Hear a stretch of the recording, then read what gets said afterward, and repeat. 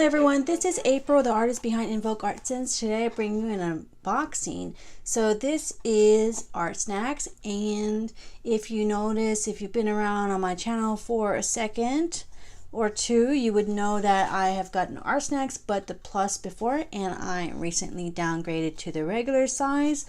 Why? Because I don't need the extra paper, and most of the time they send paper, the surface, and one extra item, and that extra item most of the time just doesn't really fill me with any good feelings. And for this box, the plus box got a sketchbook and a Molotov masking fluid pen, which I don't need masking fluid. I have masking fluid already, but it's not a pen. It's just convenience. I use a brush. Definitely don't need that, and also I don't need sketchbooks because I have 1,000,001 of them that are not even touched, so that's why I don't do that, and this is just good enough for me. So let's look at this. So this is July, and I know this is a watercolor box because I have seen some spoilers. We won't look at that yet. We have our candy, Smarties. They give such a small amount. It's just kind of sad. But anyway, Smarties. And we have our, this is a very small box. I feel kind of sad because it's a small box, but really it's still just better to get the regular in my opinion. So we have hashtag Artsnacks, tag at Artsnacks when you do your stuff. Let's open this.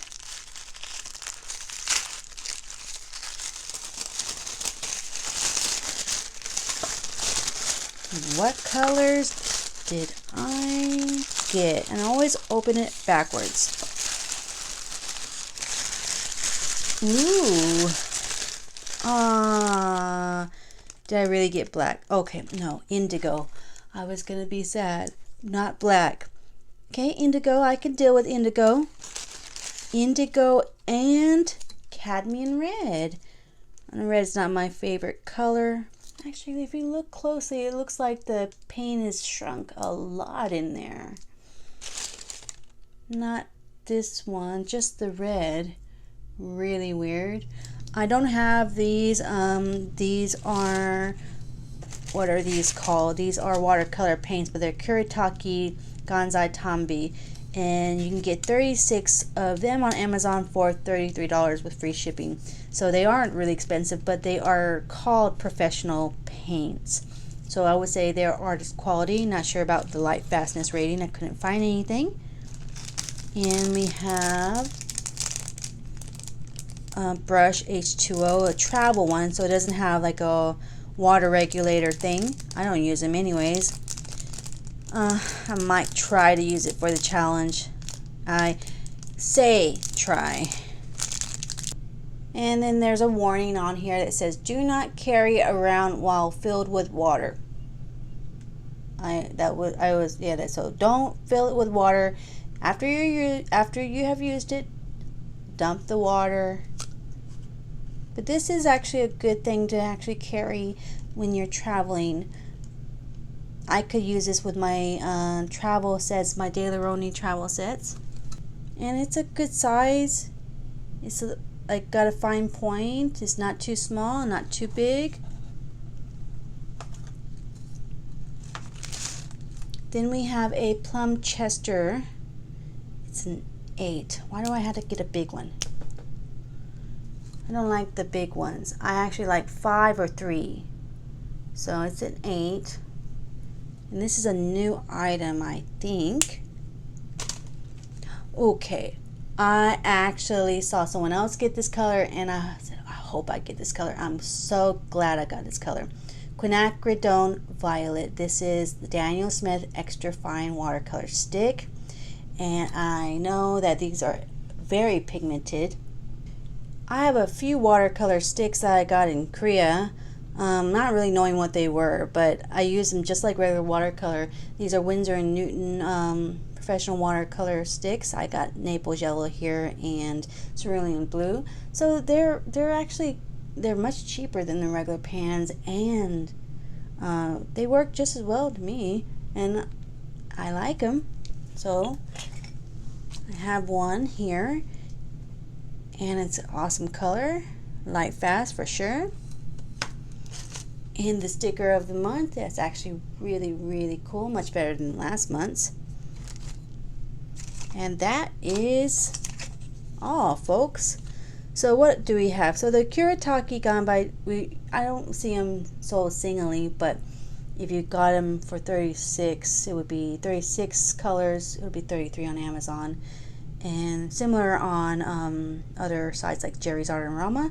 And it's a staff favorite, so $2.50 each. Probably less if you get the set, 36 colors and only $33. So of course, if you get the set, then you're going to save so much more. And I just don't know if these colors are in the set. That could be not in the set, but since I don't have the set to compare, I don't know. And then the little travel brush thing is $4. The Plum Chester P8 fine liner is $2.99. It's an Artsnacks exclusive. Oh, I guess everyone got the 0.8 millimeter tip, because usually they would give random sizes too for fine liners. So it's a good staple in your fine liner stash or art supply stash. And the most expensive supply in this box, which makes this box very light, is this one. This is $14.75. So what is the joke here? What do you call a young artist? And I'm not even going to say the answer. You can comment below if you know what the answer to that joke is. What do you call a young artist? And of course they have the Artsnacks community, but I haven't really checked that out. And then you can, after you're done with your challenge, hashtag Artsnacks challenge.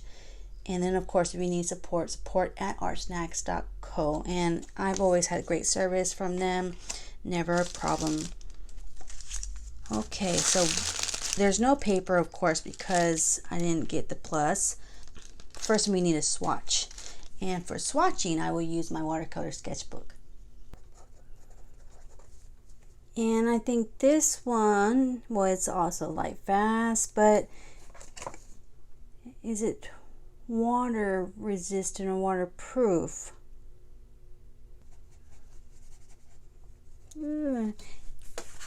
Reason why I don't like these brushes. It's moving a little bit. I'm gonna wait for that to dry some, and then we'll do other things first, but it definitely moved here a little bit. And these pans are larger because of the big brushes, that traditional brushes that Japanese would use. I forgot what those brushes are called, but that's why they're so big. They're not necessarily a lot. There's not necessarily a lot more paint. It's just the pans are bigger. I'm gonna pre-wet the paper first, and then get some pigment. They move really well, and they're lighter than what I'm used to. There was a lot of water because of this brush. Let's try it again.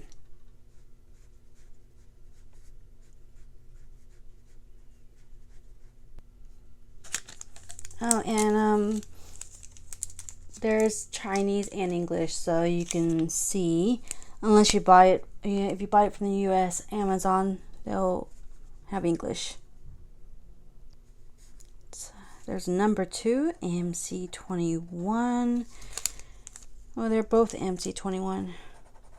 Wonder what that means. Nothing, I guess. Well, this is number 30. This one is number 67. And this one has bloomed a lot, probably just because I couldn't control the water from that brush. I just use a regular brush here. Much better. I mean, if I'm traveling, that's one thing, but if I'm not, I don't have to like use that brush. Maybe I won't use it. It seems to be waterproof after it's sat for a little bit. Not bad. Now the main event is this quinacridone violet. You could put it down on a page like this, like your pastels, and run some water over it. I think I like purple. I've been into purple lately. And you can take a brush, touch that. It's very pigmented when you do it that way. That's good. That's a pretty color. I think this color, this is a good choice of colors. So I got lucky. The last month I had Artsnacks. I didn't get so lucky. But that's the joy of getting Artsnacks. They send out different colors to everyone. Of course, maybe you can make lines with this too. Maybe this could be like some kind of sunset thing going on. You can draw it in like that. And then take your brush to make it look like it's watercolor. And you can leave these marks if you want to have texture, but it can smooth out completely. Mostly. There's a little bit left. And this is probably a good color for water. Good colors for water. I got the indigo here. I'm feeling a water theme. Can't go to the beach right now because of the stuff that's going on in the world. But maybe I could draw the beach or water or a sunset. This sketchbook is not thick. It's just a cellulose sketchbook. 185 GSM, maybe 90 pounds. So can't really do a lot. But I can get my idea here and swatch things out first. Don't forget the sticker. I always like to put my sticker that I get in my sketchbooks. Turquoise color is nice. Too bad I didn't get turquoise. That's my favorite color.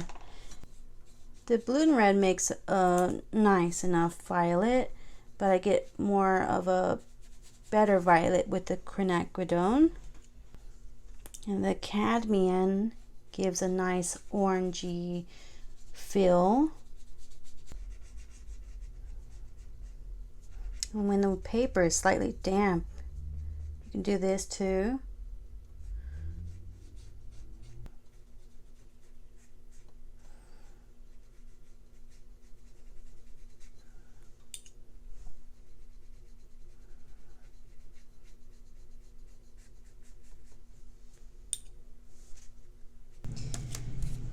Let's try mixing these two together.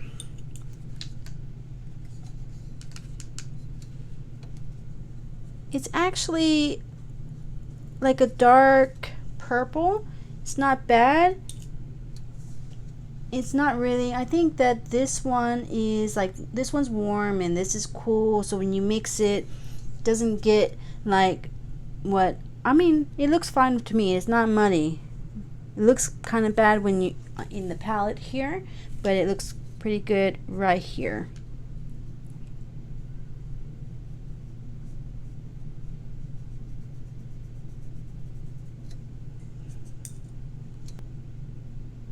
You can mix it on the paper as well. I just decided to see what it looked like on the palette.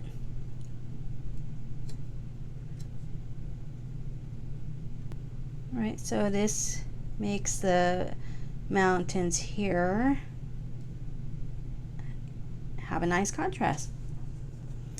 And I can use the indigo as well by itself with less water. It's right here at the horizon.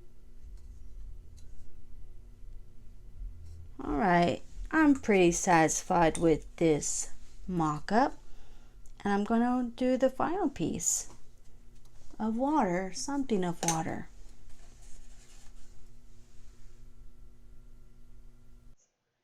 I was feeling the whole water theme, and I really was gonna do a sunset with just the water and mountains.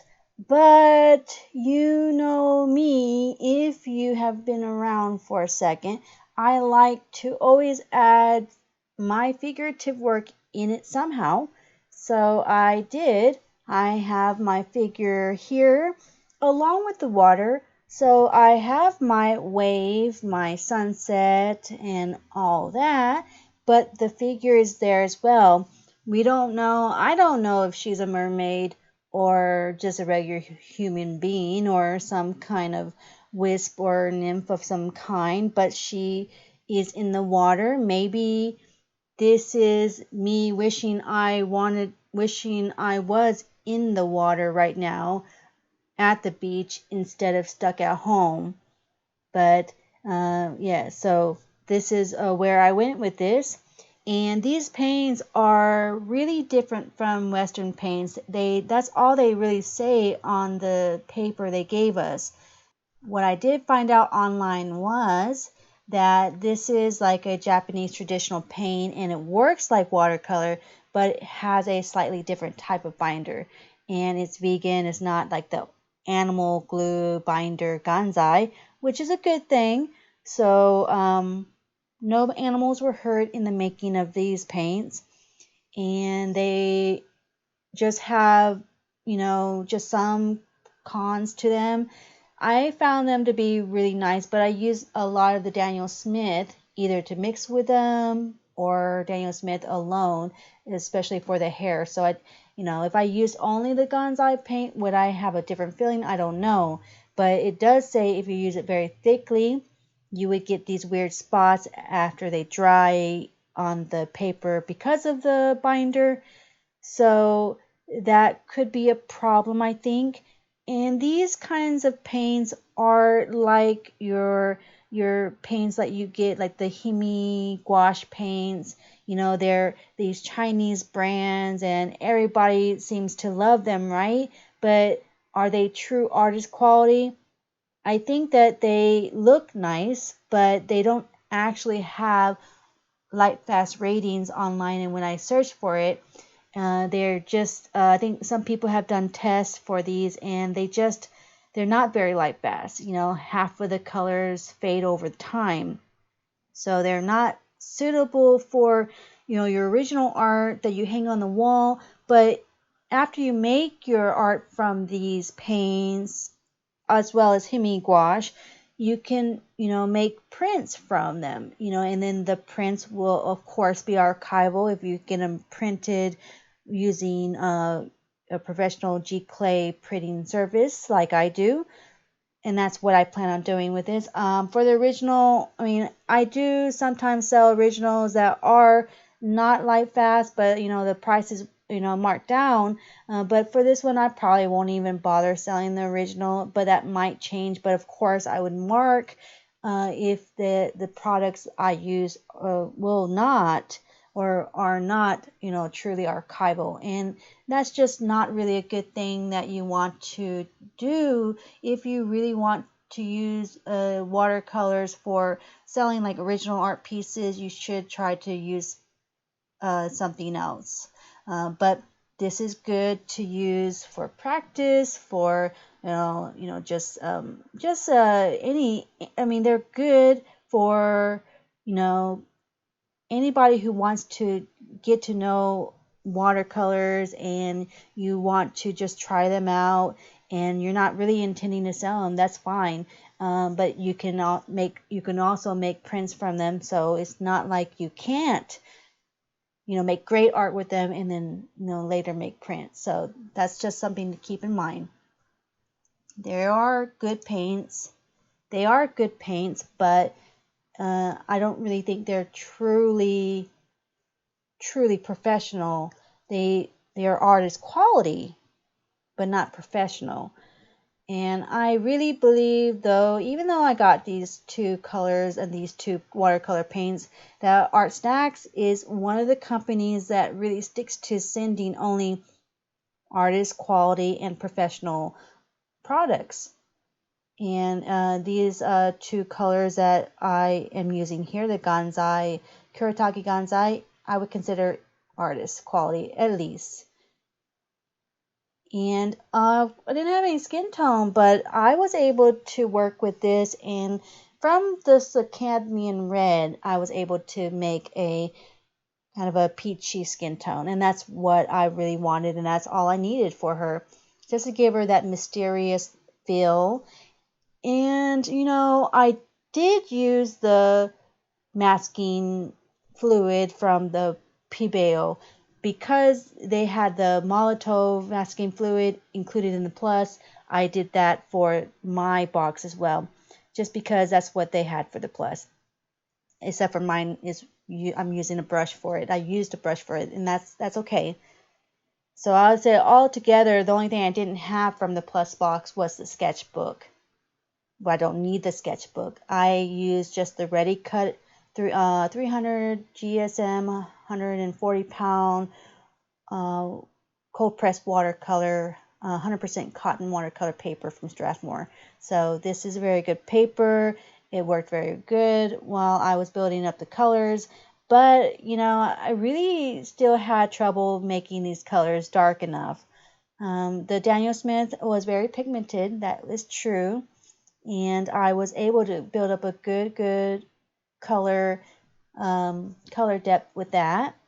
And I think the other two colors, tend to be on the lighter side, no matter what I do. But it's still, overall, I think that she looks really good. And I think that not having that definite contrast between her hair and the water just makes her hair a part of the water.